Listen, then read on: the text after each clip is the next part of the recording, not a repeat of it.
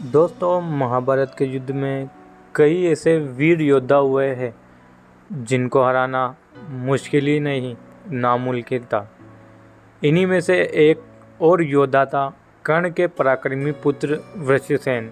जी हाँ दोस्तों, जिसे हराने के लिए स्वयं अर्जुन को भी छल करना पड़ा था। एक ऐसा योद्धा जिसे इतिहास के पन्नों में दबा दिया गया। एक ऐसा योद्धा जिसने पांडव सेना में विद्वता मचा दी थी, जिसे हराने के लिए कौरव और पांडवों को एक दूसरे का साथ देना पड़ा था। जी हाँ दोस्तों, उसने अकेले ही हरा दिया था। उसने अपने बाणों से भीम को इस तरह घायल किया था कि उसका वध करने के लिए भीम को अर्जुन की शरण में जाना पड़ा। जी हाँ दोस्तों, हम बात कर रहे हैं कर्ण के पुत्र वृषसेन की। महारथी कर्ण को कौन नहीं जानता है। इनमें इतना पराक्रम था कि इन्हें देवता भी परास्त नहीं कर सकते थे। कर्ण की तरह कर्ण के पुत्र वृषसेन भी महापराक्रमी थे, लेकिन इस महान योद्धा के वीरता को कभी भी टीवी सीरियल में नहीं दिखाया जाता है। इसीलिए दोस्तों, आज के इस वीडियो में वृषसेन की पराक्रम के बारे में हम आपको बताएंगे। लेकिन आप इस चैनल पर नए हो तो इस चैनल को ज़रूर सब्सक्राइब करें और घंटी के बटन पर ज़रूर क्लिक करें ताकि हमारी हर नई वीडियो का नोटिफिकेशन आप तक पहुंच सके। वृषसेन कर्ण के श्रेष्ठ पुत्र थे। अपने पिता कर्ण के साथ कुरुक्षेत्र के 11वें दिन वो युद्ध करने उतरे थे। बिना किसी के सहारे उन्होंने पांडव पक्ष के सारे योद्धाओं का सामना किया। युद्ध शुरू होने से पहले जब पितामह भीष्म योद्धाओं की सूची बता रहे थे तो उन्होंने वृषसेन को एक महारथी योद्धा कहा था।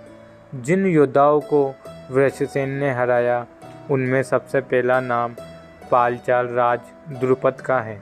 जी हाँ दोस्तों, जिन्हें वृषसेन ने बाणों से घायल करके रणभूमि से भागने पर मजबूर कर दिया था। दोस्तों, आपको बता दूँ, यह वही द्रुपद है जिन्हें कौरव और पांडव एक साथ मिलकर हरा पाए थे।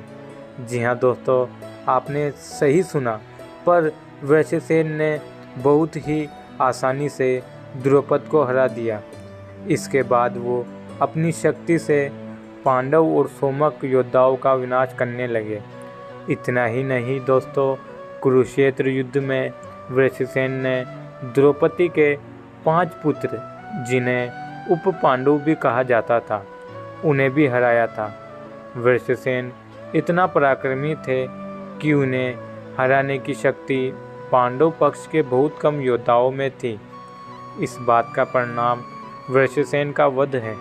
जी हाँ दोस्तों, बहुत लोग कहते हैं कि कर्ण के इस शक्तिशाली पुत्र को मारने के लिए मां धनुर्धर अर्जुन को छल का सहारा लेना पड़ा था, लेकिन बहुतों का मानना है कि उनका वध एकदम नियम अनुसार हुआ था।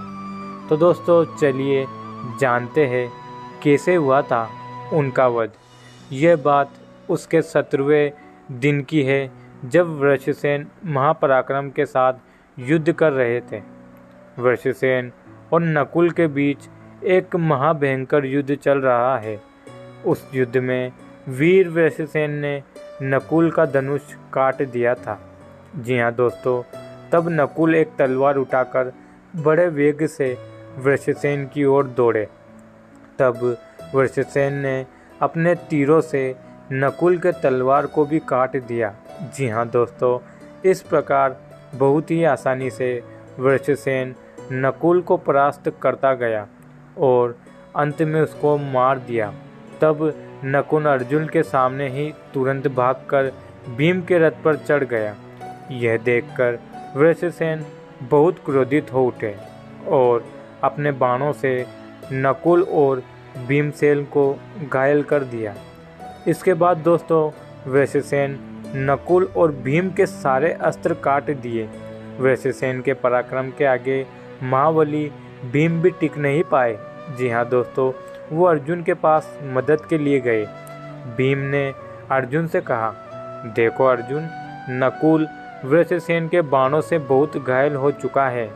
कर्ण का यह पराक्रमी पुत्र हमारी सेना का भारी विद्रोह कर रहा है।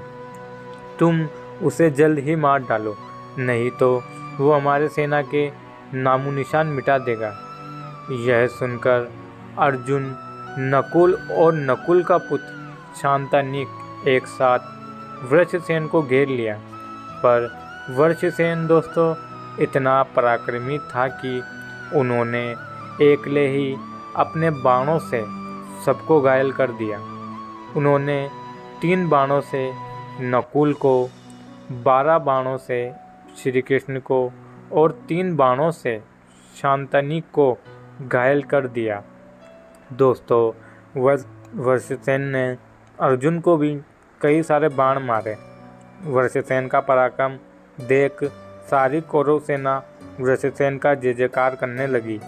वृषसेन ने घायल होकर अर्जुन बहुत क्रोधित हो उठे। उन्होंने वृषसेन पर 10 बाण छोड़े, जिससे उनका धनुष दोनों भुजाएं और मस्तक कट गया। जी हाँ दोस्तों, तो दोस्तों मुझे कमेंट में बताइए कि आपको अर्जुन का युद्ध देखकर क्या आपको लगता है कि अर्जुन ने वृषसेन को छल से मारा था। तो दोस्तों वीडियो पसंद आई है तो लाइक करिए, शेयर करिए, चैनल पर नए हैं तो चैनल को सब्सक्राइब करिए। धन्यवाद।